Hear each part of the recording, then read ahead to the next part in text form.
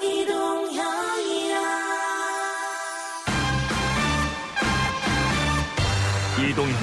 뉴스 정면 승부. 이동형의 뉴스 정면 승부.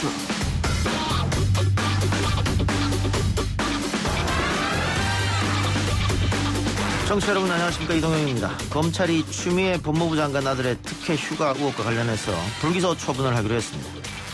말도 안 되는 오보로 치명적인 재판을 줬거나 민주주의의 근간을 흔드는 뭐가 나왔을 때에는 거기에 걸맞는 법원의 판결이 나왔어야 되는데, 징벌적 손해배상 제도를 도입한다 할지라도 그 징벌적 손해배상 제도가 악용될 수 있는 가능성을 최소화할 수 있는. 검찰이 특혜 휴가 의혹과 관련해 추미애 장관과 아들 서씨, 추 장관의 전 보좌관 등의 혐의 없음 결론을 내렸습니다.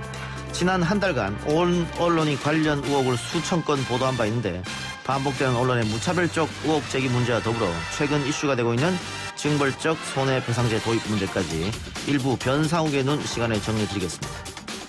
천인 공로할 북한의 만행입니다. 이것은 어떤 이유로도 용납을 해서는 안 되겠습니다.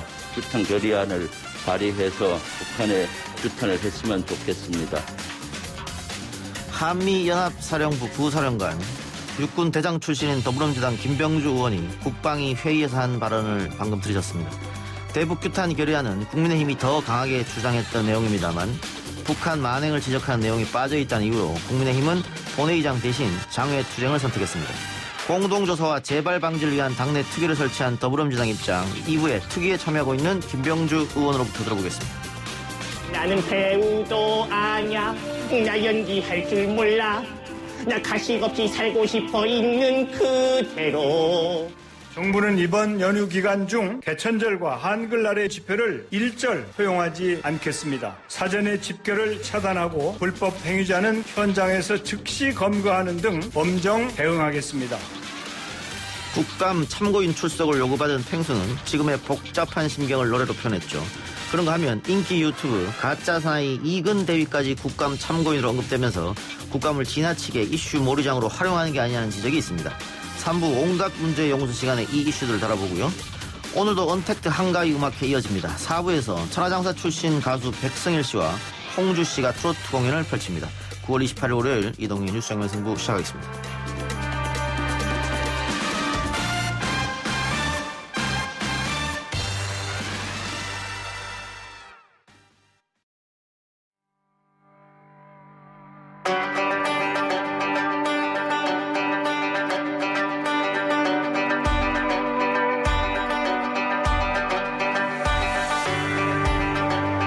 한 주간의 깊은 호흡으로 이슈를 꿰뚫는 코너, 변상욱의 눈. YTN 뉴스가 있는 저녁, 변상욱 앵커 나왔습니다. 어서 오십시오. 예, 안녕하십니까. 자, 추미애 장관 아들 서모 씨의 군 복무 시절 특혜 휴가 의혹과 관련해서 검찰이 모조리 다 불기소 처분했습니다. 혐의 없다, 뭐 이런 뜻인데, 그동안 쏟아진 그 수많은 보도는 그럼 뭐였느냐, 이렇게 반문할 수 있을 것 같아요. 예, 뭐 군무 이탈 아니다, 휴가는 승인 받았다. 예. 휴가 신청하거나 연장할 때 예를 들면 추 장관 쪽으로부터 위계라든가 외압 같은 건 전혀 없었다. 예. 이렇게 되면 이제 그동안 당한 사람은 추 장관도 심하게 당했지만 네. 그 아들의 명예라든가 그 아들이 겪었을 정신적 고통은 엄청난 거고. 예. 또 추 장관의 남편도 역시 마찬가지입니다. 예. 물론 뭐 보좌관까지 다친다면은 엄청난 사람들이 피해를 입었는데, 문제는 법정신의 문제인데, 법정신이란 뭐냐 하면 사람이 공공연하게 피해를 입거나 다쳤을 경우 법이 개입한다는 겁니다. 법이 개입해야죠, 당연히. 국민 중에 누가 무고하게도 큰 상처를 입었다 그러면 그게 신체적이든 정신적이든 간에 법이 개입해야 되는데, 검찰이 그냥 불기소 처분한 것만 해도 추 장관 쪽에서는 아유 다행이다, 이렇게 해서 누명이 조금이라도 벗겨졌구나, 이제 더 시끄러워지지는 않겠구나. 예. 그걸로 끝난다는 게, 뭐 정치인이니까 뭐 그걸 기반으로 해서 다른 일을 하려고 한다면 할 말이 없지만, 일반 시민 같으면은 그동안 당한 거 그냥 여기서 끝나는 게 다행으로 알아 그러면 정말 이게 나라냐 그럴 수 있죠. 예. 예. 그러니까 야당과 보수 언론에서 제기했던 근무 이탈, 이게 마땅한 불법이 되는 거니까요. 그렇죠. 근무 이탈이나 휴가 연장이나 불법 청탁이 모조리 없었다는 게 이제 검찰 조사 결과인데, 그 우리 언론도 처음에는 불법으로 몰고 가다가 나중엔 좀 바꿨어요, 프레임을. 그렇죠. 태도가 문제다. 맨 처음에는 황제라 그랬죠. 예. 예, 황제로 가다가 이게 도대체 황제자가 나올 거리가 아니네. 그러니까 이제 슬그머니 뭐 외압 뭐 이런 걸로 바꾸는 거죠. 추 장관의 태도가 문제가 있다. 이런 태도에 식으로 문제가 있다. 바꿨는데 결론은 검찰이 이렇게 모든 혐의를 불기소 처분했더니 지금은 보수 언론이 추미애 장관과 아들 모두에게 면죄부를 줬다 검찰이 이렇게 썼단 말이에요. 그런데 검찰과 지금 법무부가 대립각 세우고 있는 것은 온 국민이 아는 건데 구태 면죄부를 줄 수가 있을까? 검찰은 사실상 지금 어떻게 보면 말씀하신 대로 현 정부하고 상당히 날카롭게 이제 대립각을 세우고 특히 그 대상자 또는 최일선에서 부딪히는 사람이 추미애 장관인데 거기에서 뭐 면죄부를 준다라고 하는 것은 사실은 좀 가당치 않고 지금 이제 우리의 고민은 그럼 이럴 경우 도대체 이 억울함을 어디 가서 어떻게 보상받느냐 또는 이런 일이 다시 생기지 않으려면 어떻게 하느냐 이제 그런 문제가 우리한테 숙제로 남아있죠. 그러니까 예를 들면 뭐 이런 거죠. 일단 동아일보는 17일자 지면에 바로잡습니다를 통해서 추장관과 독자 여러분께 사과드린다. 오보와 관련해서 밝혔고요. 또 부대 배치 청탁 의혹 같은 경우 SBS 보도했는데 이건 일단 뭐 추 장관의 아들이 고소를 한 건이고 또 채널A 병장회의 같은 보도도 있었단 말이죠. 이것들 어떻게 바로잡을 것인가. 그냥 정정하는 순서에서 끝나야 되느냐. 아니면 분명히 이런 보도들로 인해서 상처를 받은 사람이 있는데 그거 어떻게 보상을 해줘야 되느냐. 이제 언론의 자유를 거기서 실컷 누리는 거죠. 왜냐하면 이걸 정정보도해 주시오라고 요청하지 않는 한 안 해도 되는 거죠. 언론 입장에서는 안 할 겁니다. 나름대로 괜찮은 언론사라면 그동안 보도했던 걸 쭉 점검해보고 이거는 우리가 잘못했으니까 바로 잡겠다 이렇게 나서면 좋겠지만 대한민국 언론 중에 그럴 것 같지는 않고 다들 상대방이 막 핏발을 세워가지고 고소장을 쓰든지 정정보도 신청을 해야만 그걸 받아들여서 억지로 한쪽 구퉁이에다가 살짝 박아 넣는 건데 그거 갖고는 안 되는 거죠. 그러니까 결국 시민들 사회에서는 징벌적으로 손해배상을 물려야 된다라고 하는 건데 이제 되게 그러면 기자나 언론사 입장에서는 그럽니다. 우리는 형사처벌도 받고 형사처벌을 받은 다음에 또 징벌적으로 손해배상도 해야 되면 이중처벌 아니냐. 일사부재리 원칙에 어긋난다는데 사실 대한민국에서 오보를 날려가지고 왜곡 보도해가지고 형사처벌돼가지고 수갑 찬 사람은 몇 명 안 됩니다. 거의 없죠. 기억에 거의 없습니다. 예를 들면 누구를 협박하거나 위협을 줬다 그래갖고 채널A 전 기자가 문제가 됐던 적은 최근에 있었던 거지만 기사를 잘못 썼는데 누가 들어갔다가 아니라 기사를 쓰면서 압박하고 협박해서 돈을 뜯어냈거나 이런 경우 외에는 기자가 구금된 일은 거의 없습니다. 판사들도 공공의 이익으로 썼다 이렇게 판단하기 때문에 대부분의 공공의 이익을 위해서 확인이 좀 덜 됐지만 쓸 수밖에 없었다. 정황이 그랬다라든가 아니면 이건 그냥 언론인으로서의 의견이나 주장이지 꼭 사실 보도는 아니었다라고 하면은 되게 면죄부를 줍니다. 그러니까 일사부재리가 아니죠.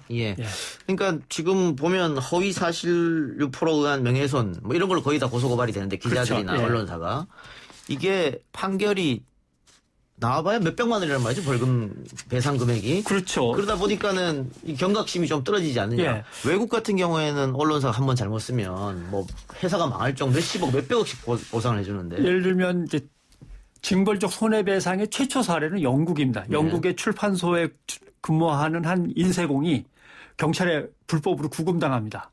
그래서 나중에 풀려났는데 억울한 게 밝혀져서 그때 임금에 그 사람이 못 받은 임금의 1,700배를 물어냅니다. 그 다음에 이제 유명한 게 이제 두 커피숍의 사례가 있는데 한 커피숍은 뚜껑을 단단하게 딱 박아가지고 사람들한테 줬어야 되는데 뚜껑이 늘 느슨했다라고 하는 것 때문에 몇십 배를 물어낸 경우가 있고 화상을 입었다 그런 거죠. 화상이 그죠. 그러니까 뚜껑이 열리면서 이제 커피가 쏟아진 거죠. 또 하나는 이제 드라이브스루가 문제가 됐는데 한 할머니가 드라이브스루에서 커피를 받았는데 커피가 엎질러졌습니다. 그러니까 운전하다 보니까 아무래도 쉽게 엎질러지죠. 손을 대었어요.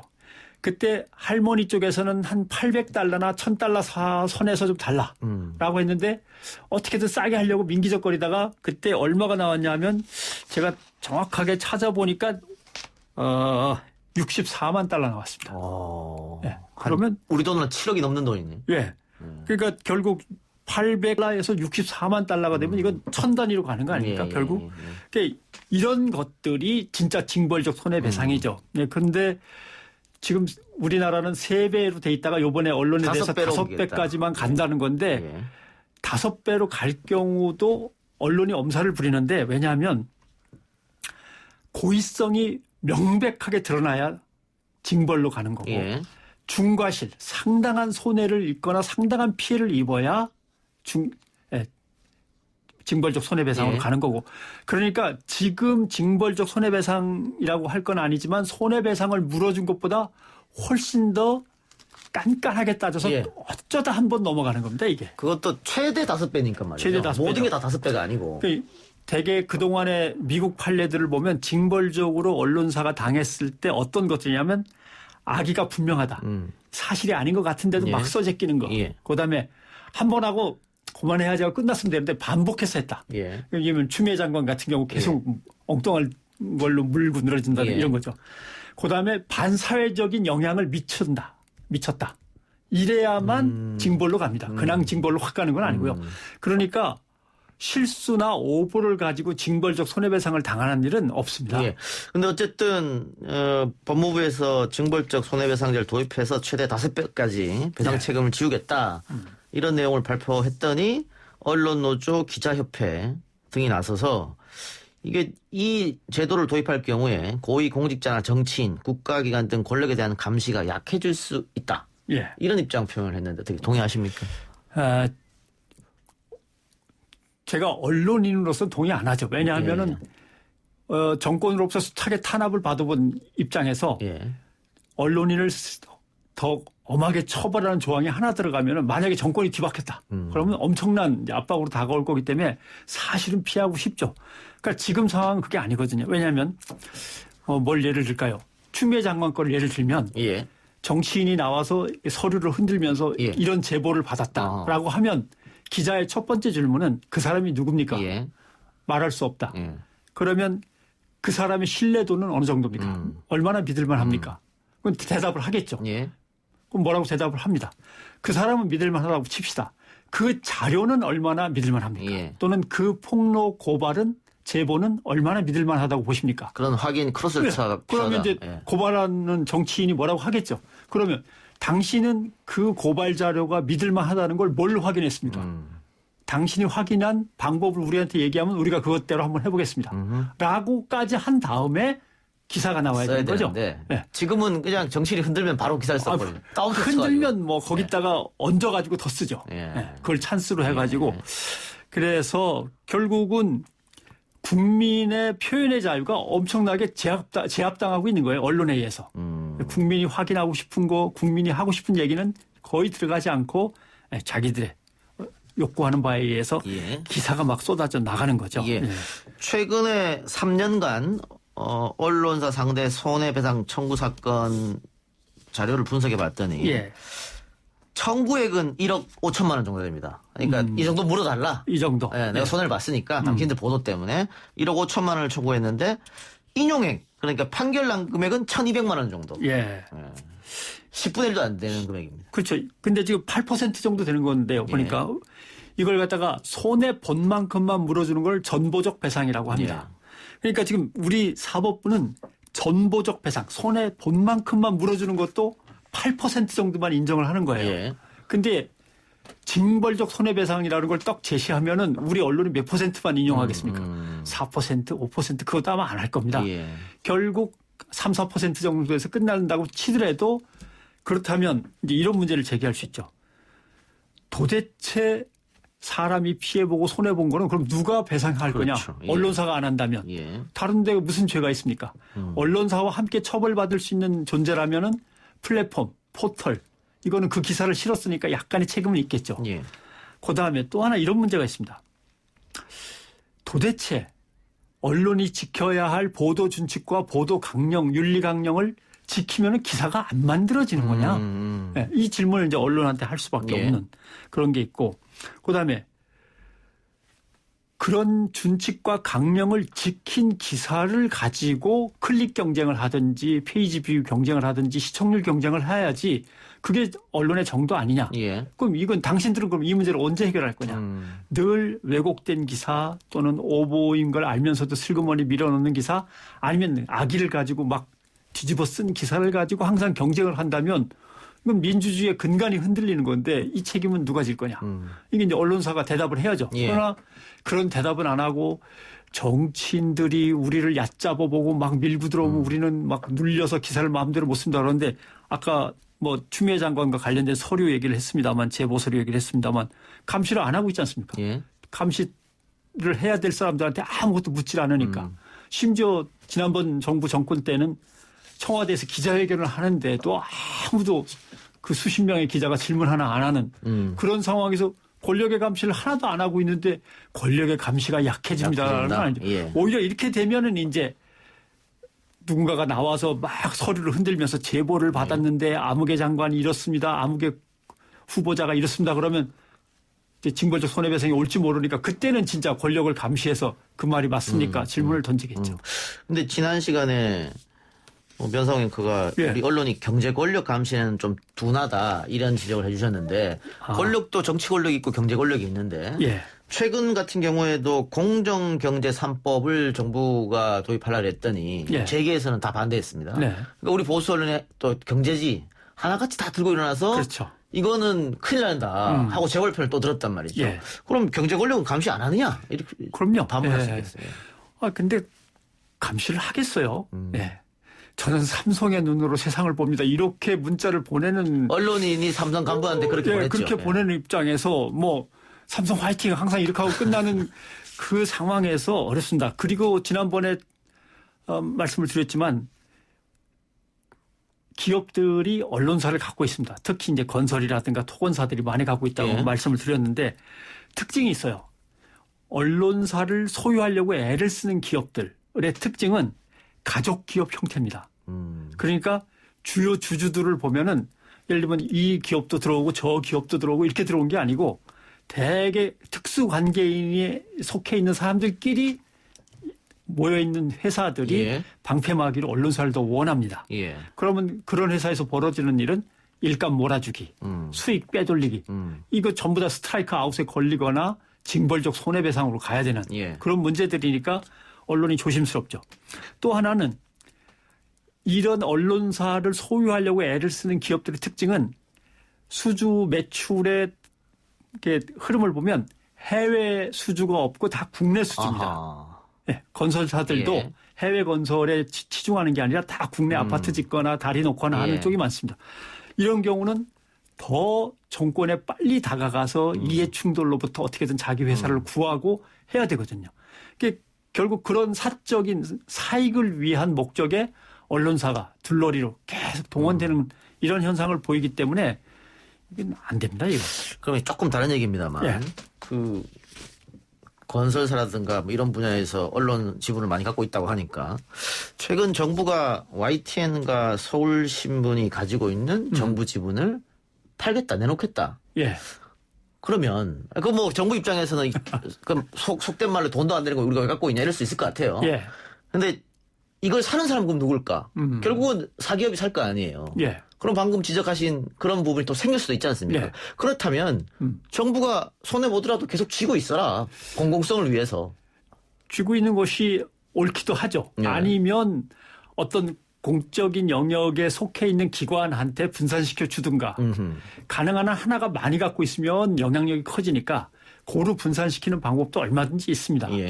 근데 아마 정부는 뭐에 이렇게 쫓기는지 팔려고 슬쩍 그러는데 예. 아마 이것은 기재부의 입김이 내려 예, 꽂히는 예. 게 아닌가 하는 생각이 일단 드는 거고 그래서 이제 서울신문 같은 경우는 우리 사주가 어떻게든 이걸 먼저 사서 우리의 독립성이나 자율성을 지키고 싶다. 그래서 우리한테 우선 좀 배정을 해주면 안 되겠나. 예, 그렇게 이 하고 있죠. 운동이 벌어지고 있는 거고 YTN 같으면 우리 사주 운동을 할 수 있는지는 제가 뭐 구조를 봐야 알겠습니다만은 가능한 한 공기관 공기업들이 나눠 갖는 것이 맞고 아니면 프랑스 르몽드가 늘 그랬듯이 그 회사의 직원들이 가능한 한 대주주로 존재할 수 있도록 우선적으로 배정하는 예. 것이 맞죠. 예.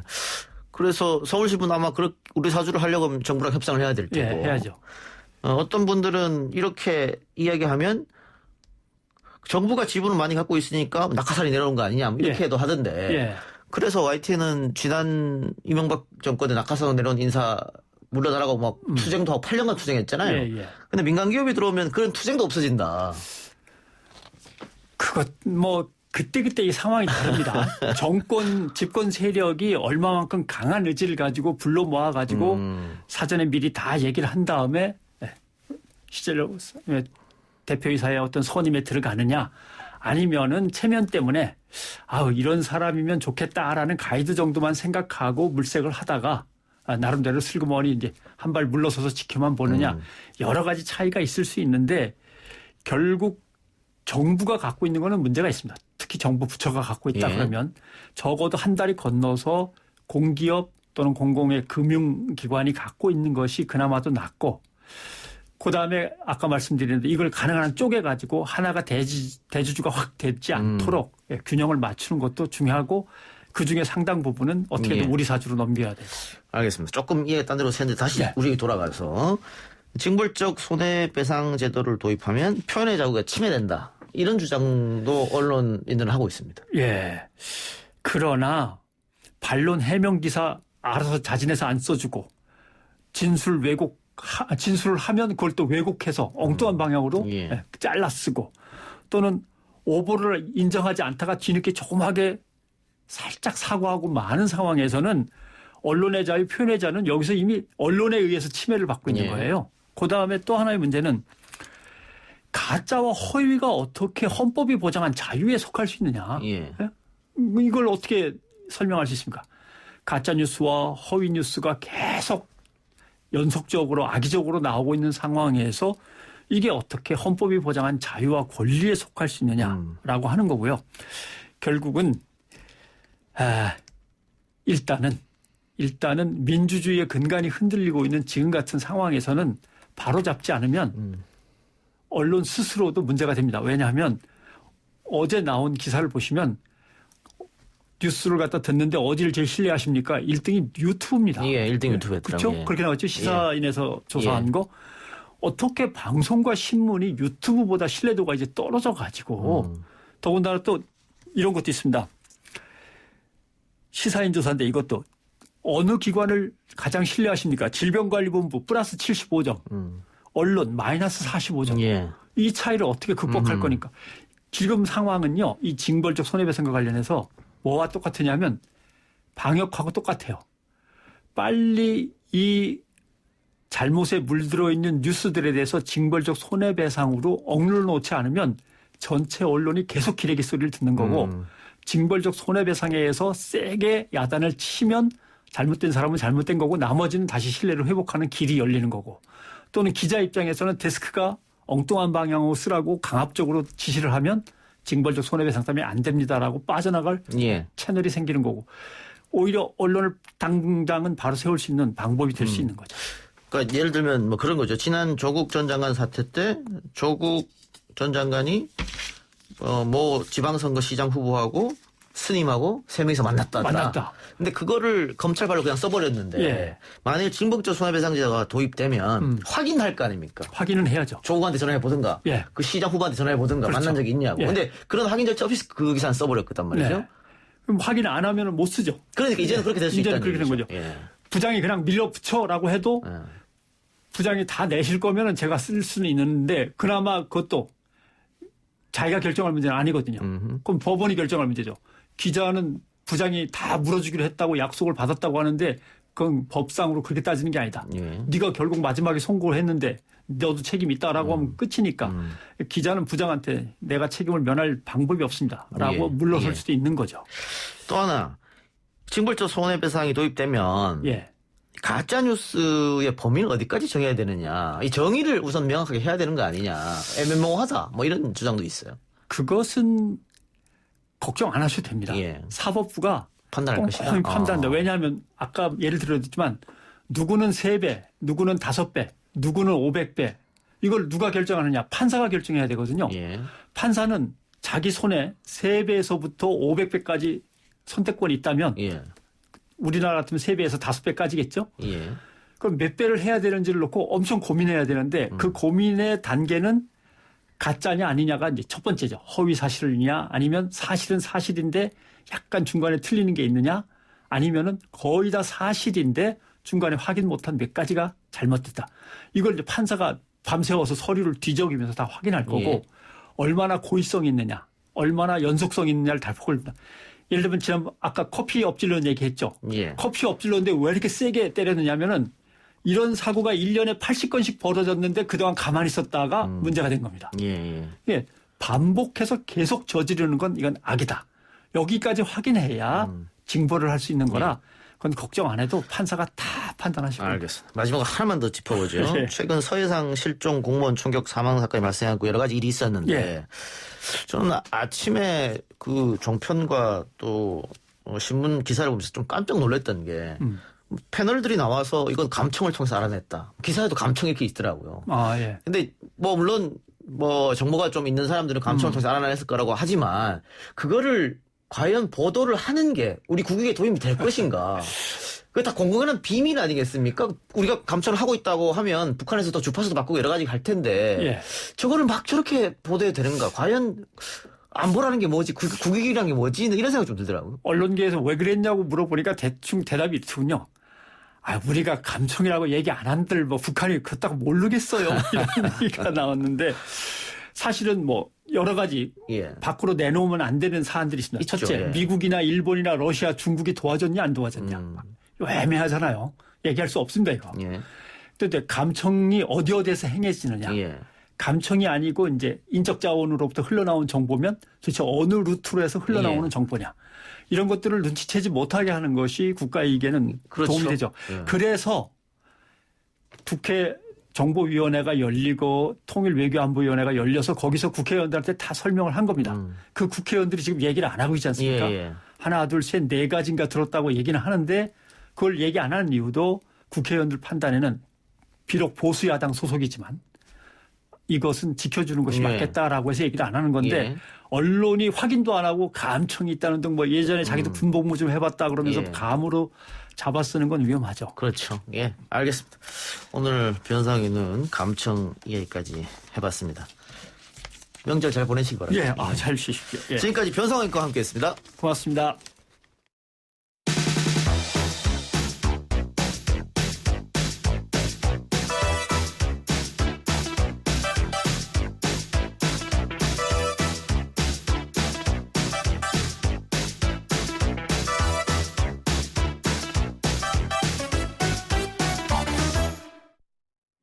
YTN 라디오 이동의 뉴스 정면승부 2부 시작합니다. 서해상에서 우리 국민이 북한군의 총에 맞아 사망한 사건의 여파가 계속되고 있습니다.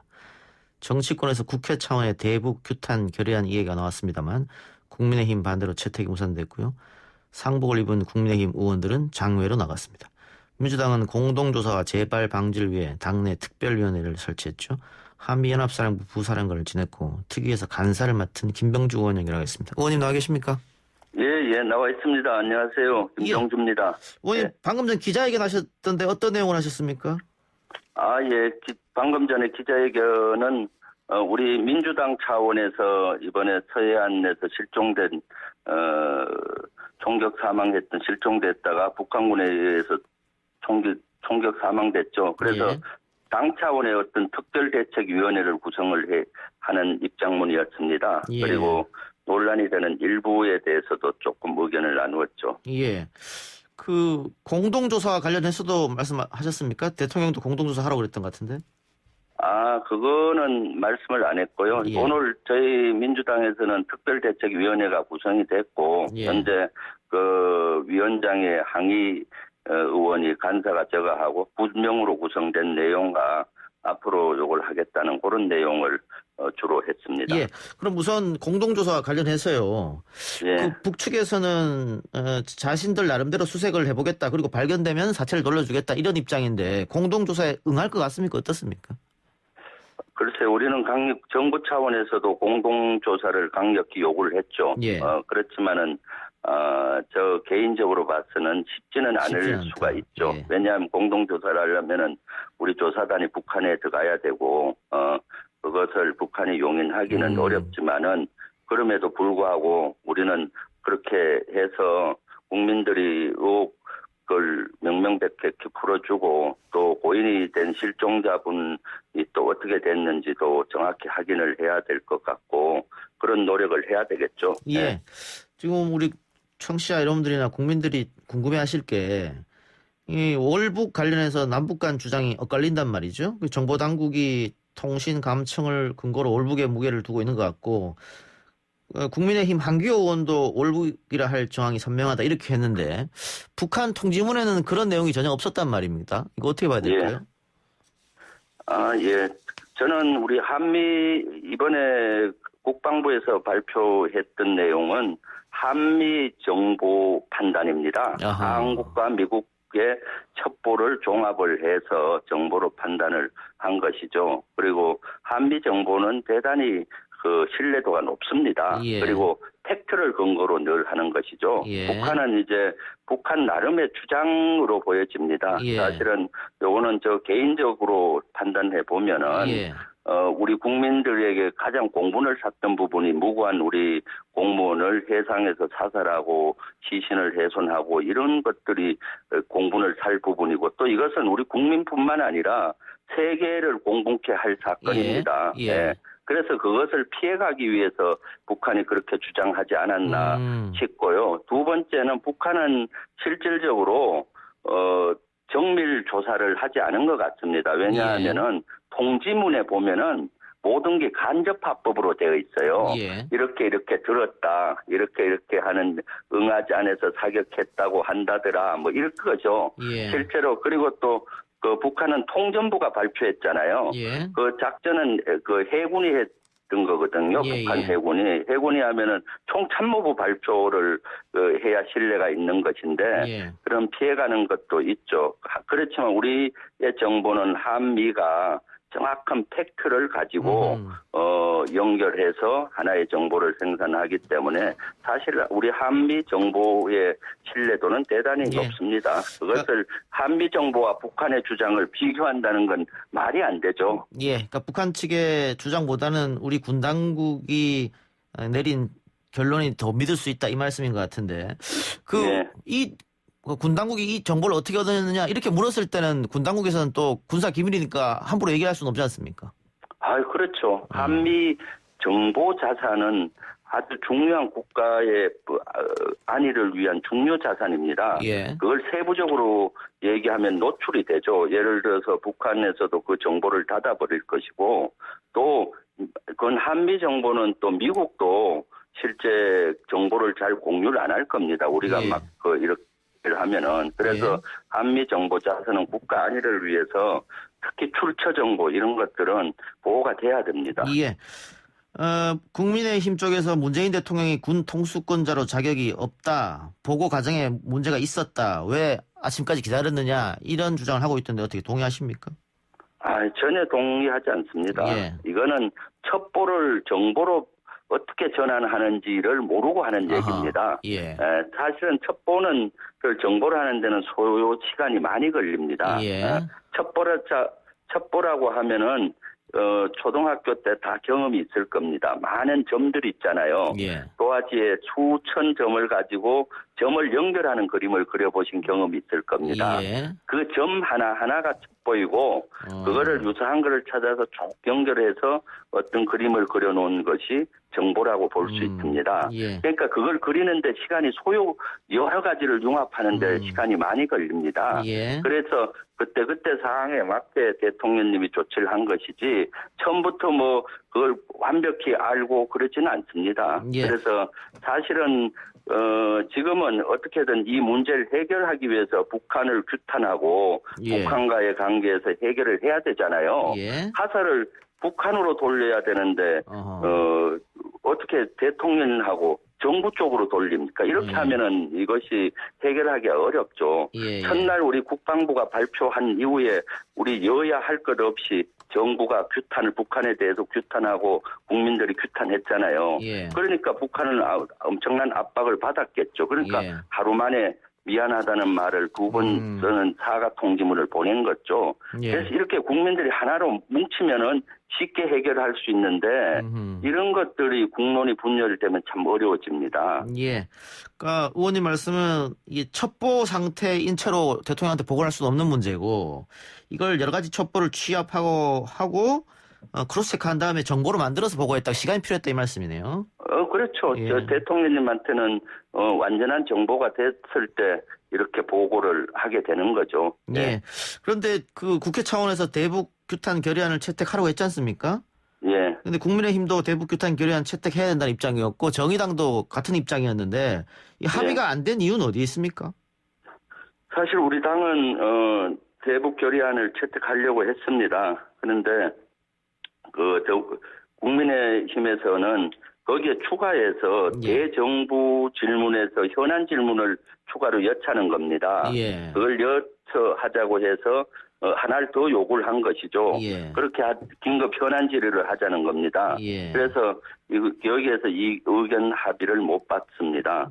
지금은 긴급 현안 질의할 시점은 이미 넘어갔죠. 왜냐하면은 최초 국방부에서 발표하고 그날 국방위가 열렸고 외통위에서도 여기에 대한 질문과 현안 질의가 오갔죠. 그래서 어느 정도 많이 밝혀졌고 그리고 이제는 여야 공의 특별조사단이 만들어졌잖아요. 예. 그리고 지금은 조사하고 이렇게 해야 될 단계지 다시 또 대정부 질문, 현안 질문 이런 걸 통해서 또 이렇게 할 필요는 없는 것이죠. 그럼 민주당 입장은 국민의힘이 현안 질의를 고집한 이유는 결국은 정쟁으로 끌고 가려고 하는 속셈이다. 이렇게 파악하고 계시는 겁니까? 예, 그렇게 될 것밖에 더 보이지 않죠. 왜냐하면 지금은 제일 급한 게 뭡니까? 시신을 훼손된 시신이라도 어떻게든 수습을 해서 유가족한테 돌려줘야 되는 거고 또는 이러한 것을 재발 방지를 하고 진상조사를 하기 위해서 북한에 요구를 하고 이렇게 해야 되지 않습니까? 예. 그리고 이러한 불행한 사건을 정쟁으로 갖고 가서는 하나도 안 됩니다. 예. 진짜로 최고의 안보가 뭔지 아십니까? 국민의 하나된 마음입니다. 예. 이렇게 자꾸 정쟁으로 몰아가면은 이걸 해결하기 어렵습니다. 알겠습니다. 끝으로요. 지금 국민의힘은 우리 국민이 총격으로 사망한 원인은 문재인 대통령에게 있다. 책임은 문재인 대통령에게 있다면서 청와대 앞에서 1인 시위를 하고 있습니다. 야당의 장애투쟁 어떻게 보고 계십니까? 지금은 1인 시위할 때가 아닙니다. 어떻게든 여야가 정쟁을 멈추고 하나 된 마음으로 북한을 규탄하고 또 북한에게 진상조사를 요구하고 또 재발 방지 대책을 하고 다시는 이런 불행한 사건이 없도록 하는 것이 진정 국가 국민을 위하는 거 아니겠습니까? 예. 그런데 이것을 시위로 몰아간다는 것은 바람직한 현상이 아니죠. 예. 예. 진짜로 국민의힘이 국가 국민을 위한다면은 이렇게 1인 시위를 멈추고 빨리 해결하는 해야 되겠죠. 그리고 지금은 코로나19로 인해서 국민들이 또 얼마나 어렵습니까? 예. 그래서 빨리 이런 문제를 해결하는 데 포커스를 맞추어야지 자꾸 정쟁으로 갖고 가면 어떻게 되겠습니까? 알겠습니다. 의원님 오늘 인터뷰 고맙습니다. 예, 감사합니다. 고맙습니다. 지금까지 육군 대장 출신이죠. 더불어민주당 김병주 의원이었습니다. 아 글쎄 안 들려 들을 뉴스 없어 아무 뉴스도 귀에 들어오지 않아 듣고 또 들어도 들을 뉴스 없어 만든 게 이 프로야 이동영의 뉴스 정면 승부.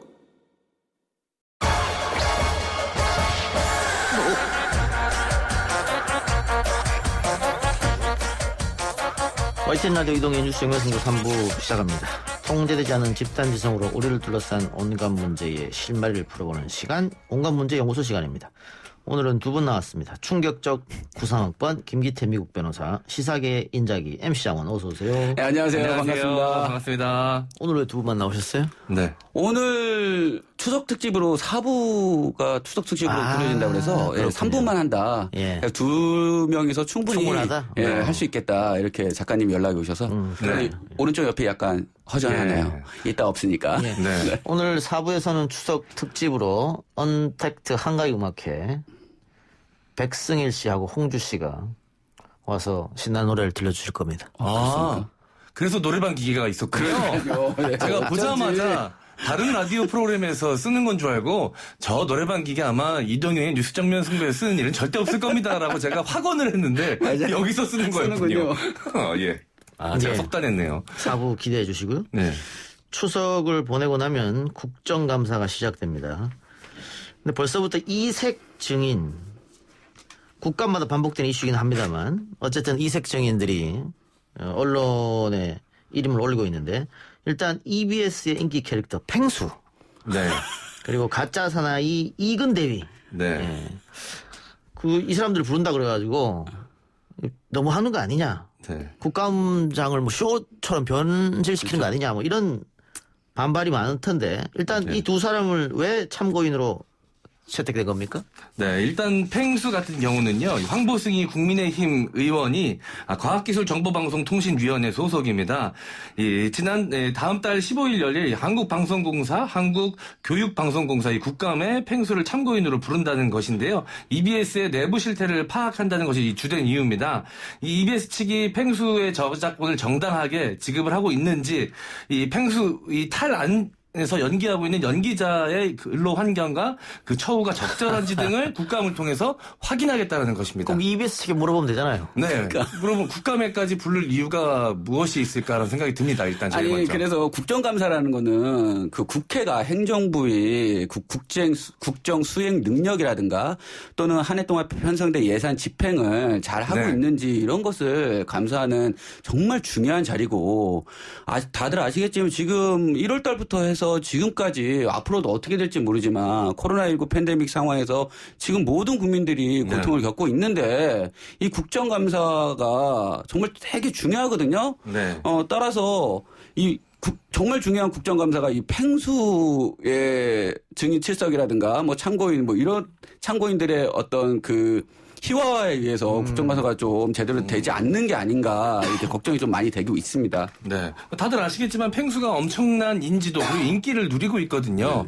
그러니까 이 황보승이 국민의힘 의원이 이 펭수의 인기를 등에 업고 자신의 이름을 널리 알리려고 하는 것 아니냐라는 의혹을 자연스럽게 받게 될 수밖에 없는 것 같습니다. 네, 저도 뭐 그 펭수가 출연한다, 뭐 증인으로 또 참고인으로 뭐 참고인으로 신청했다, 뭐 이런 얘기를 듣고 황보승이 의원님이 계셨구나라는 건 뭐 처음 알기는 알았는데 네. 저는 뭐 우스갯소리지만 펭수가 국정감사장에 나왔을 때 과연 펭수로 나올 것이냐 네. 아니면 그 안에 펭수의 역할을 하시는 분이 나오실 거냐 이것도 상당히 궁금하긴 합니다. 네, 그게 굉장히 애매하거든요. 이게 목소리 연기를 또 하시는 분이고 그리고 전 국민적인 공감대 중에 하나가 펭수 안에 있는 사람이 누군지 궁금해하지 말자이거든요. 그렇죠. 근데 탈을 쓰고 나와서 원래 목소리로 하는 것도 웃기고 그 국감장은 굉장히 또 엄중한 곳인데 거기서 원래 연기 톤으로 이야기를 하는 것도 웃기고 어떤 상황이 연출되더라도 굉장히 어색할 수밖에 없는데 펭수를 어떤 생각으로 부르자고 한 것인지 그리고 EBS 자체가 피감 기관이기 때문에 국회의원이 부르면 안 나올 수가 증인 없어요. 출석을 신청하면 사실 거부할 수가 없거든요. 그리고 말로는 안 나와도 된다. 증인이 원하지 않으면 안 나와도 된다라고 얘기하는데 그거는 말뿐이지 공허하지 않습니까? 어떻게 안 나갈 수가 있겠습니까? 그러니까요. 저 이동영 진행자가 그러지도 않지만 갑자기 밤에 술 먹으러 나와. 싫으면 안 나와도 돼. 그럼 제가 반드시 나갑니다. 예. 나갈 수밖에 없습니다. 예. 이거 무리수인데요? 그런 일이 잘 없는데 만약에 있다면 저는 나갈 수밖에 없지요. 네. 예. 그런 일을 하지 않으십니다. 그래도 확 오는데요. 네, 만약에 제가 상상을 해보건데 그런 상황이 생기면 말 떨어지기 전에 이미 출발하고 있죠. 예. 아니 그래서 황보승 의원도 항의를 엄청 받았다고 하던데 좀 정무적 판단이 부족하지 않았나 싶고 네. 너 인성 문제 있어?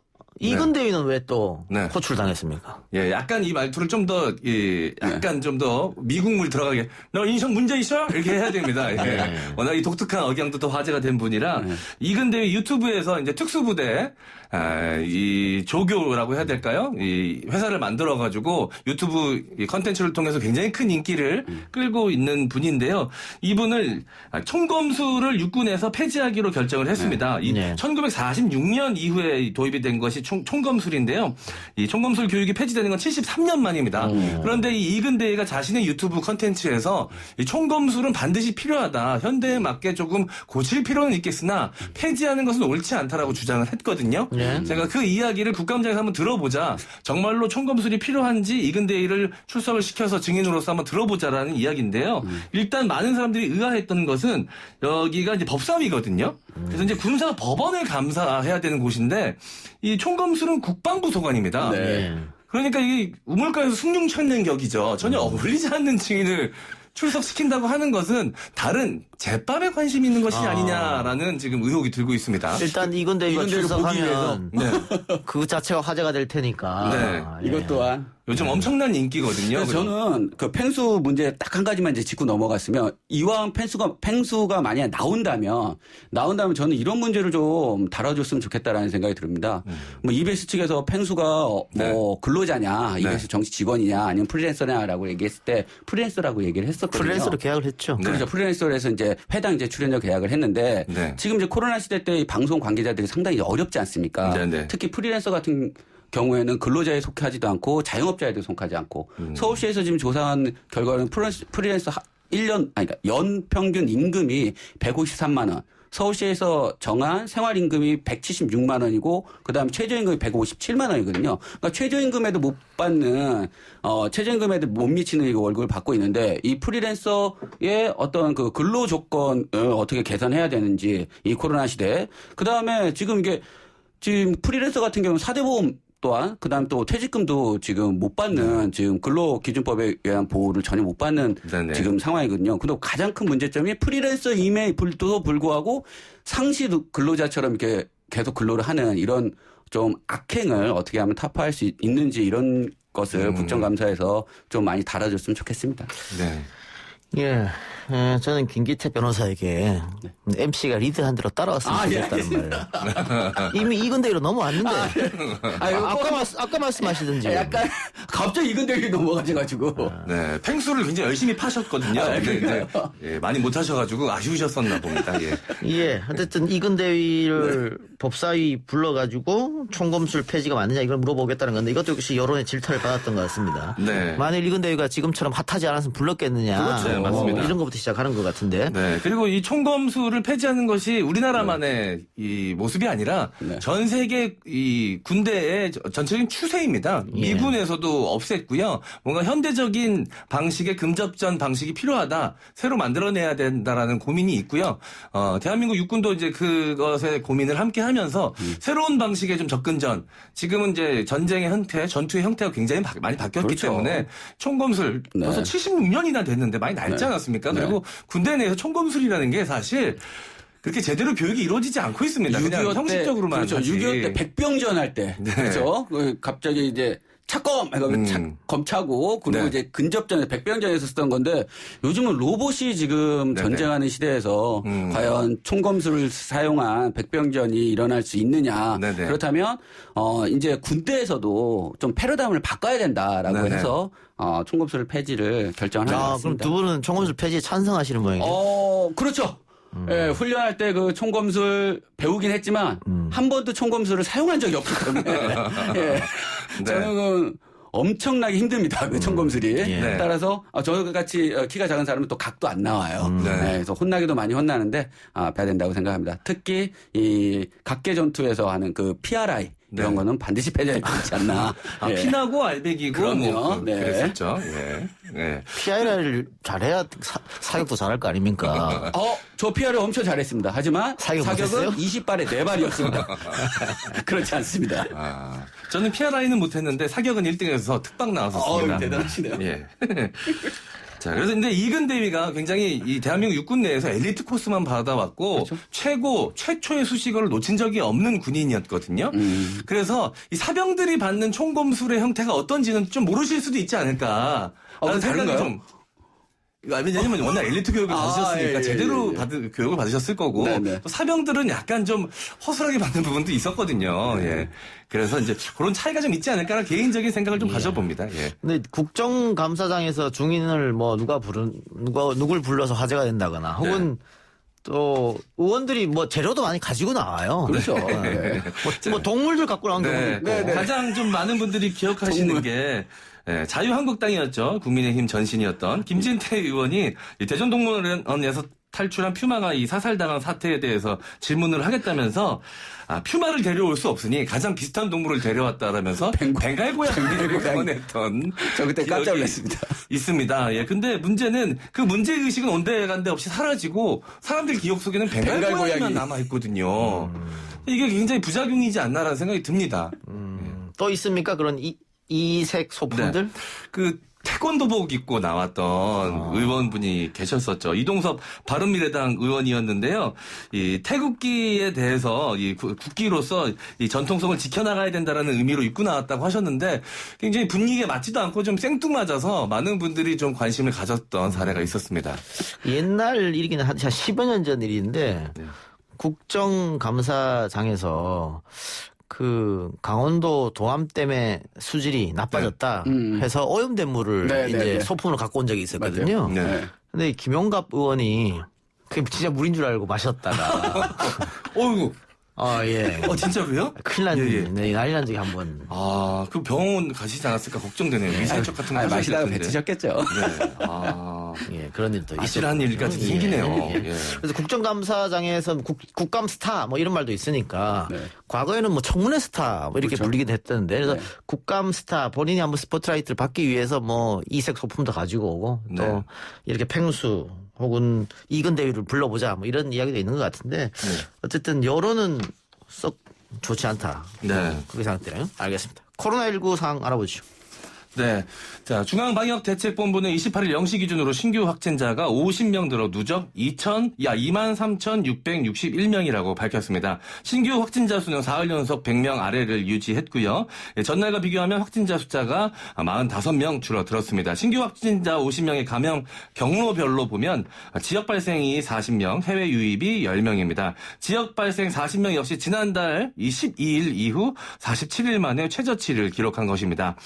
지역별로 보면 서울 19명, 경기 13명, 인천 1명 등 수도권이 33명으로 지역 발생 확진자의 대다수를 차지했습니다. 수도권 외 지역은 경북 3명, 부산, 울산, 강원, 충북 각 1명입니다.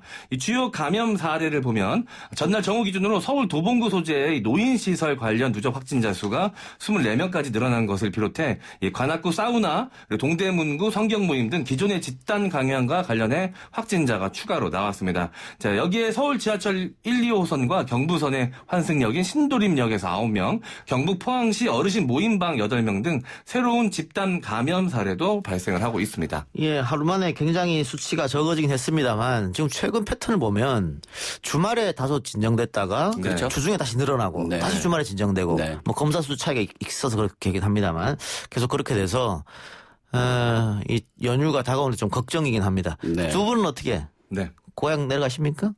저는 뭐 본가가 일산에 있기 때문에 일단 네. 일산에 가서 조용히 제사를 지내고 네. 다시 처가인 충남 덕산에 잠깐 들렸다가 인사만 드리고 바로 올라올 예정입니다. 가지 말라지 않습니까? 딱 장인 장모님만 뵙고 바로 올라올 겁니다. 신지를 돌아다니지 않습니다. 네, 그거는. 네. 왜냐면 저도 가정이 있는 몸이라서 예. 원하시기 때문에 네네. 장인 장모님만 뵙고 오겠습니다. 저 같은 경우는 뭐 많은 분들이 좀 의아해 하시겠지만 서울 토박이이기 때문에 어호. 외가 친가가 다 서울에 있습니다. 이런. 그래서 뭐 평소에도 별 일이 많기 때문에 네, 굳이 이제 이번에는 뵙지 않고 그냥 넘어가기로 했습니다. 뭐 하십니까 그러면? 이 긴 연휴를? 네. 저랑 너무 대비되잖아요. 정부 예. 방역 지침에 상당히 충실하시는군요. 네. 역시 네. MC 장원이세요. 저는 그래서 뭐 딱히 뭐 다른 약속을 안 잡았고요. 그냥 집에서 그냥 방콕할 예정입니다. 그러나 이동영 작가가 부르면 나가야죠. 바로 나갑니다. 나가야죠. 당장 나가야죠.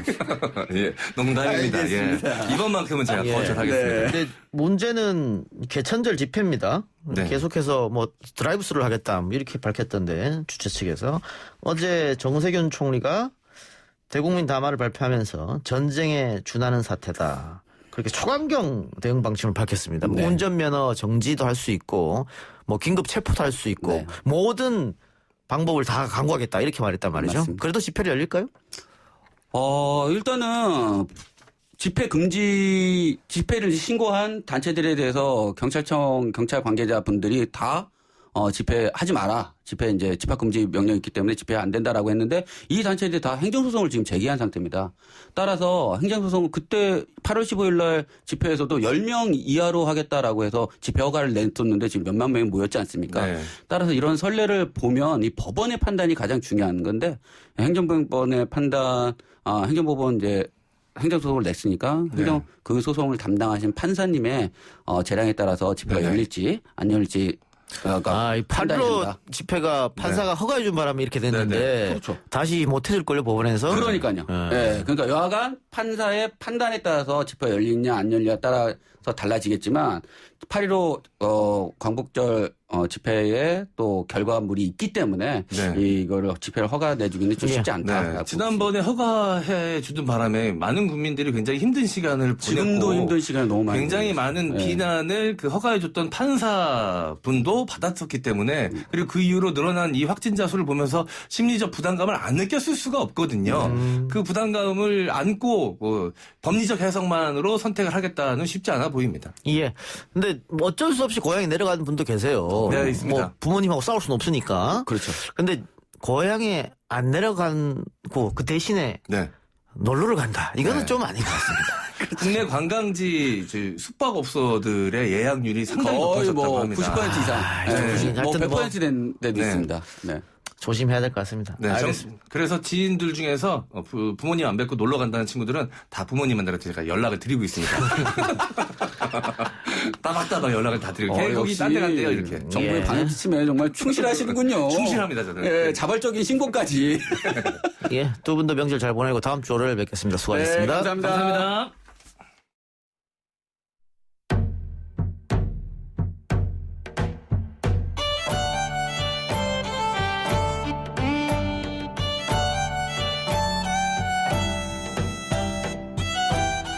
YTN 라디오 이동경의 뉴스 정면 승부 4부 시작합니다. 뉴스 정면 승부에서 추석을 앞두고 언택트 한가위 추석 특집 정면 음악회 진행하고 있죠. 오늘은 신명나는 트로트 특집입니다. 부부 한 쌍을 모셨는데요. 천하장사 출신 트로트 가수 백승일 씨 그리고 트로트 가수 홍주 씨 나왔습니다. 어서 오십시오. 안녕하세요. 안녕하세요 여러분 반갑습니다. 아이고야. 참 두 분 거 처음 알았네요. 그래요? 아이고야. 잘 모릅니다. 근데 등치만 봐서는 부부인지 압니다. 어떻게 만나셨대요? 두 분은? 저는 솔직히 제가 이제 이 사람 팬이었죠. 전국 노래자랑 나오는 거 보고 아이고 막 노래를 기가 막히게 부르더라고요. 그래서 이 가수 한번 내가 한번 꼬셔봐야 되겠다. 근데 또 우연치 않게 또 지인분을 통해서 또 첫 만남이 됐는데 그래서 제가 한번 꼬셔보러 갖고 결혼까지 꼬리내 버렸습니다. 네. 근데 백승일 씨는 뭐 씨름 선수로 그 우리가 다들 알고 있는데 이게 트로트 가수로 전향한 뭐 이유가 있습니까? 그냥 노래가 그냥 좋더라고요, 저는. 씨름할 때부터 그냥 노래가 좋아가지고 항상 노래 들으면서도 자주 뭐 이동을 했었고, 근데 뭐 삿발을 놓고 제가 은퇴하고 나서 언젠가는 한번 이 가수란 직업 한번 해봐야 되겠다. 했는데 아니나 다를까, 제 운명이더라고. 지금 가수의 길을 걷고 있잖아요. 근데 백승일 씨는 그 우리 씨름 마지막 전성기 때 하려겠다. 그게 뭐지? 소년장사. 그쵸? 그렇죠. 이 17세 소년장사는 아마 영원히 묶일 겁니다. 우리 강호동 선배님이 18살 때 천하장사가 됐는데 제가 1년 땡겨버렸죠. 17살 그 천하장사인데 이거는 또 기네스북에 올라가 있고 가문의 영광이죠. 근데 최근에 씨름이니까 다시 약간 오르는 것 같아요. 그 후배들 보면 또 기쁠 것 같습니다. 그런 거 보면. 그럼 당연하죠. 지금 그래서 씨름의 희열을 또 통해서 우리 후배들이 열심히 해가지고 지금 씨름이 약간 좀 올라왔거든요. 그래서 제가 한번 제가 좀 발 좀 담가보자. 그래서 유튜브도 제가 또 씨름 유튜브를 하고 있습니다, 지금. 씨름 유튜브? 네네네. 제가 또 현역 선수하고 지금 20년 만에 삿발을 잡으면서 선수들하고 지금 하고 있습니다. 유튜브 이름이 뭡니까? 백승일을 이겨라. 백승일을 이겨라! 백승일을 이겨라. 맨날 지고 있습니다. 구독자 많나요? 네? 구독자 이제 많아요? 6,000명 좀 이제 넘었어요. 6,000명 넘었어요. 이제 시작한 지 한 5개월 넘었거든요. 네, 그래서 좀 반응 좋습니다.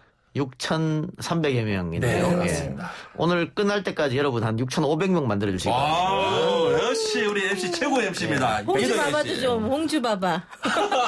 집사람 나오세요, 여러분들. 이제 10년 만에 제가 이 사람한테 다리 걸려갖고 집 밖을 못 나오다가요. 이제 다시 노래를 시작하려고 꿈틀꿈틀 걸으면서 유튜브 TV를 저도 개설했어요. 그래서 홍주 바다 할 때 그 바자 바바. 홍주 바바? 치시면 노래하는 콘텐츠니까 여러분들 많이 놀러 와주세요. 근데 백승희 씨 원래 어릴 때도 노래를 잘했어요?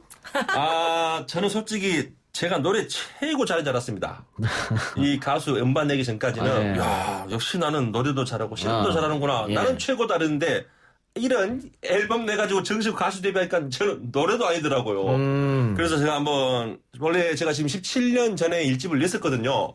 그래서 이번에 다시 이제 이렇게 신곡이 나와가지고 지금 전통시장이라는 노래를 홍보를 하고 있는데 역시 사람은 배워야 됩니다. 네, 노래를 배우니까 되더라고요. 그럼 아내분한테 좀 사살 받았으니 코치 좀 받았어요? 아, 지금도 레슨 받고 있어요. 헛나게 레슨 받고 근데 있습니다. 말은 맨날 레슨 받는다는데 말 안 들어요. 근데 이제 서당계 3년이 풍어를 읊는다고 주변에 이제 가수하면서 동료들도 많이 노래 잘 부르는 사람들하고 같이 있고 노래를 많이 듣다 보니까 이 사람이 진짜 이제 정말 많이 들었더라고요. 라이브가 이제 곧잘 한다고 여러분들도 다들 평가해 주시고 예 그렇게 좀 그래도 세월이 지나니까 이제 가수 같은 느낌이 좀 들더라고요. 그럼 행사할 때도 보통 같이 다니시고 그렇게 해요? 근데 뭐 거의 뭐 우리는 막 듀엣 가수가 아니기 때문에 각자 솔로 활동이거든요. 근데 거의 뭐 행사 들어오면 같이 우리는 불러주세요. 1+1으로 같은 가격에 우리 행사 업계자분들이 좀 싸게 해가지고 저희는 1+1으로 같이 다니고 있습니다. 홍주 바바 유튜브 구독자 950명. 네, 저는- 행사 문의 전화번호를 유튜브에 남겨놨군요.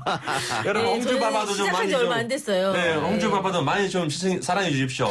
근데 요즘 코로나 때문에 네. 행사가 예전 같지 않잖아요. 네. 아이, 그럼요. 굉장히 많이 줄어들었죠. 많이 죽었죠. 거의 없다고 봐야죠. 거의 없다. 예, 거의 네. 없다고 그럼 봐야죠. 우리 그 유명하신 분들 좀 덜하게 있습니다만 그렇죠. 좀 무명의 가수들 분들은 생계를 어떻게 이어갈까요? 그러니까 걱정이에요. 진짜 걱정이에요. 뭐 행사로 그나마 우리 후배 가수들도 작은 행사서부터 뭐 예. 이렇게 큰 행사들은 뭐 선배님들은 워낙 기라성 같은 선배님들이 하고 계시지만 그래도 고을고을 동네마다 작은 행사들은 꽤 그래도 많이 하고 다녔었는데 예. 아예 없으니까. 아예 없으니까. 진짜 요즘엔 다 정말 유튜브 방송을 많이 하는 것 같아요. 각자 개인 방송들을 어떻게 뭐라도 해야 되니까 다들 그렇게 지내는 것 예. 같더라고요. 우리 백승 씨 지금 천하장사 기운으로 코로나19 극복하자고 한마디 해주시기 바랍니다. 아, 그래요. 여러분, 맞습니다. 그 코로나 제가 좀 눈에 보이면은 제가 막 들어서 처박을 것 같은데 눈에 안 보이니까 제가 어떻게 할 수가 없습니다, 여러분들. 그러나 어쩌겠습니까?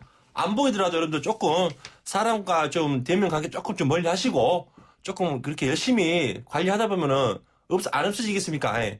제가 눈에 보이면 안달에 걸어보겠습니다, 여러분들. 예. 좀만 기다려 주십시오. 예. 파이팅입니다. 자, 그러면 두 분 이번 명절에도 뭐 행사도 많이 없고 네. 또 어떻게 고향은 내려갔습니까? 내려가야죠. 고향은 내려가고 저희 내일 내려가려고요. 내일 내려가고. 예. 차 막히기 전에 내일 갔다가 이제 우리 엄마 좀 찌찌 좀 먹고. 고향이 어디입니까? 전라도 순천입니다. 순천. 바짝 그 시기죠 이제. 아유. 멀죠. 내일 내려가면 한참 걸리겠네요. 빨리 가보려고요. 내일이 제일 피크가 아닌가 싶은데. 그렇죠. 근데 좀 빨리 가면은. 좀 빨리 가서. 네, 좀 빨리 움직여가지고. 내일 안 막힌다면서요. 내일 굳이 안 막히 모레부터 막히지. 예. 내일 낮에는 굳이 안 내일 막히지. 뭐 아침 일찍. 오전이나 오후는 안 막힐 겁니다. 아침 아마. 일찍. 네, 맞아요. 예. 저녁만 아니면은. 우리 시댁 가서 불편하고 이런 건 없었습니까? 우리 홍주 씨? 초창기 때는 예. 솔직히 천하장사 와이프 되기가 쉽진 않더라고요. 예, 부모님이 굉장히- 막 자부심도 있을 거고 예, 우리 아들 뭐 최고의 우리 아들이라고 아. 그런 것도 있고 부모님 빼놓고도 솔직히 말해서 신우이 언니서부터 뭐 진짜 이렇게 조금 내 동생 이러는 게 있어요. 아, 예. 그래서 조금 처음에는 진짜 텃세하는 텃세를 좀 받아갖고 제가 예. 근데 제가 좀 한 요리 하는데도 제가 원래 요리하고 이런 걸 좋아해요. 예. 근데 이제 명절날 가면은 변함없이 뭐 전도 지지고 막 해야 되잖아요, 요리를. 예. 근데 한날은 요리하는데 이제 언니가 신우의 언니가 괜히 미인털 박혀갖고 제가 이거는 엄마가 한 거보다 얘는 때깔 별로 안 좋고 맛도 별론 것 같아 딱 이러는 거예요. 근데 저는 거기서 뭐라 그럴 할 수 없잖아요. 근데 이 사람이 이제 그때는 이제 내 편인 거야. 내가 내 편 아무도 없잖아요. 그러니까 내 편을 들어준다고 왜 말을 한마디를 해도 그렇게 하냐고 난리가 한번 난 적이 있었어요. 네, 뭐 그때- 사소한 것 예, 때문에. 맞아. 초창기에 예. 다 겪는 어려움이죠. 근데 뭐. 그때 제가 중립을 썼어야 되는 건데 예. 또 성질대로 가고 제가 그걸 엎어버렸어요. 그래갖고 개판이 나버려갖고 집에서 추석에 완전히 우울한 추석이 보내버렸습니다. 네. 뭐 지금 옛날 일이니까 지금은 이렇게 에피소드로 풀어낼 수 있는 거고요. 아, 그럼요. 지금 많이 그렇죠. 좋아졌죠, 이제. 지금은 너무너무 좋죠. 네. 지금은 너무너무, 알겠습니다. 그러면 예. 자 이쯤에서 우리 홍주 씨의 노래를 네네네. 라이브로 한번 저쪽으로 자리를 알겠습니다. 좀 이동해 주시고요. 문자로 1971님께서 백승희를 이겨라 바바TV 구독했습니다. 유튜브 생방송 시간대는 어떻게 됩니까? 이런 질문 주셨네요. 뭐 따로 있지는 않죠 생방송 원장님. 있어요. 저는 없는 정해 시간 없는데 저는 실시간 방송도 하고 아하. 녹화 방송도 하고 이거 양쪽을 하고 있죠. 알겠습니다. 오늘 홍주 씨가 들려줄 노래는 어떤 겁니까?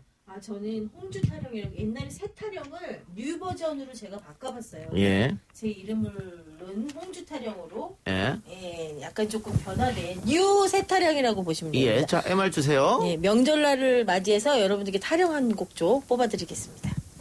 이야, 놀랍습니다. 여러분, 이게 라이브입니다. CD를 튼 게 아니에요. 라이브입니다. 속이 시원해보네. 속이 시원해보네. 지금 댓글 창도 난리가 났습니다. 네, 진짜요. 오늘 홍주바바 실시간 합니다. 여러분들 9시에 오세요. 유튜브 홍주바바 9시 실시간 네, 합니다. 많이 오세요. 시청하시고.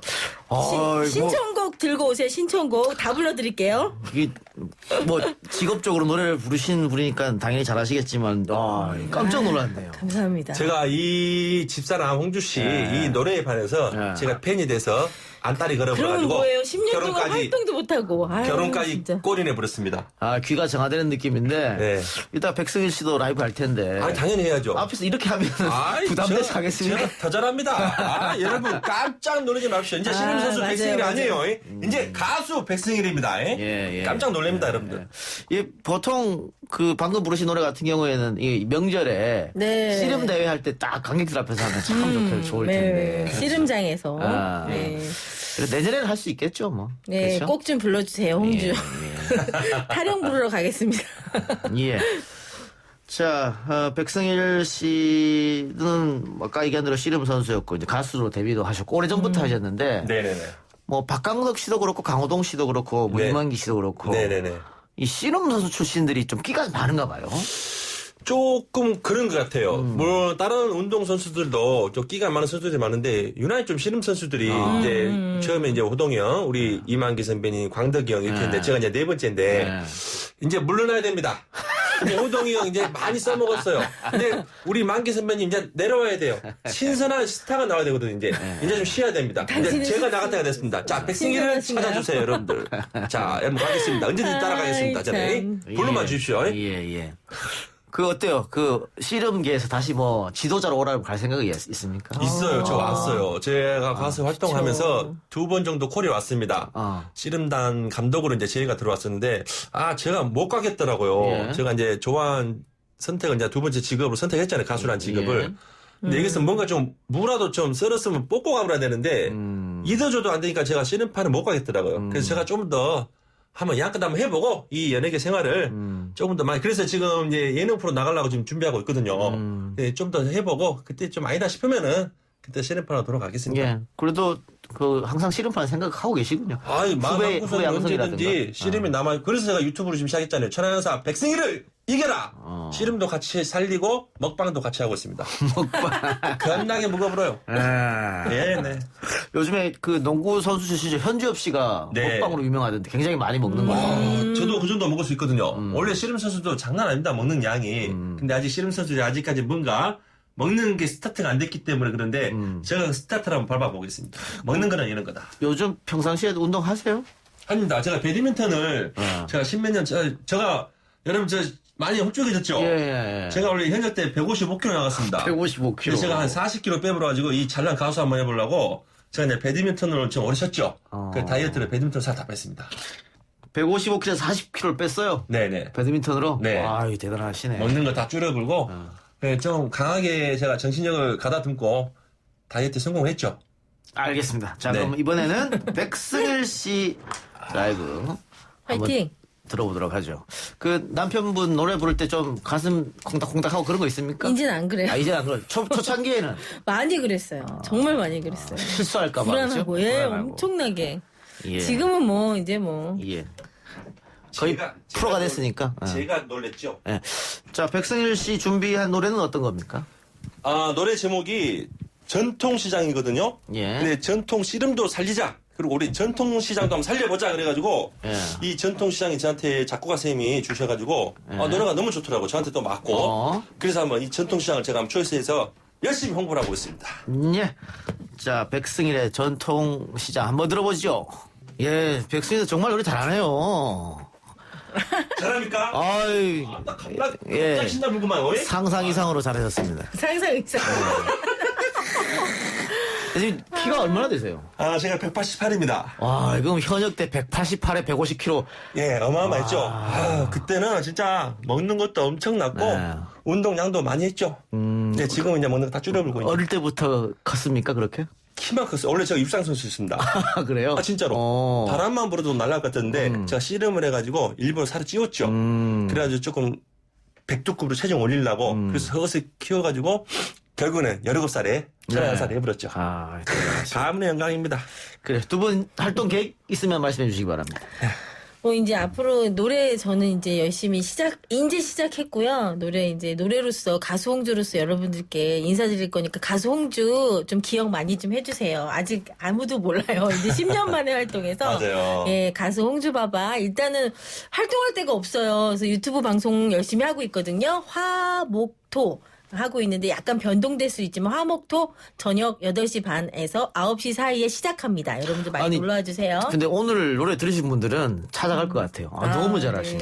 감사합니다. 자, 백승현 씨도 계획 말씀해 주시죠. 네, 저도 계획은 똑같습니다. 일단은 코로나 때문에 활동을 전혀 못하고 있으니까 유튜브 백승희를 이겨라 이 컨텐츠 열심히 하면서 여러분과 소통하는 시간 갖도록 하겠습니다. 그리고 이동영의 뉴스 정면승부 너무 사랑합니다. 오늘 여러분들 꼭 끝나고 나서 저희 백승희를 이겨라 홍주바바 구독 누르면 너무 감사하겠습니다. 고맙습니다. 지금까지 가수 백승일 씨 그리고 홍주 씨였습니다. 감사합니다. 여러분 추석 잘 보내세요.